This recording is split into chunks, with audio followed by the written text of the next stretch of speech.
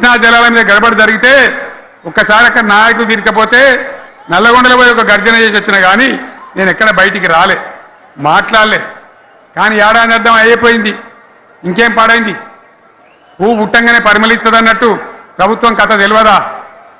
ఇంకేమన్నా వీళ్ళకి టైం ఎక్కడిది? వీళ్ళు ఏం చేస్తారు? చివరి 6 నెలలు అయితే ఎలక్షన్ అయినాయి. వీనికి ఉన్న టైమే 2.5 ఏళ్ళు. ఈ 2.5 ఏళ్ళలో వీళ్ళు చేస్తారు, మనం బతికి ముందర పడతామా? అందుకోసం ప్రజానీకం, మేధావులు, తెలంగాణ ప్రజలు దయచేసి అందరూ ఆలోచన చేయాలి. ప్రతి వాళ్ళు కూడా ఆలోచన చేసి దీనికి పరిష్కారం ఏందో కనుక్కోవాలి. మేధావితో పనిచేయాలి, ఆవేశంతో కాదు.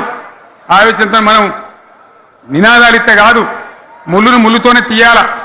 యాడ ఓడగొట్టుకున్నామో గాన్నే వెతకాలి, ఎక్కడ జారిపోయిందో ఆన్నే మళ్ళీ దొరకబట్టాలి.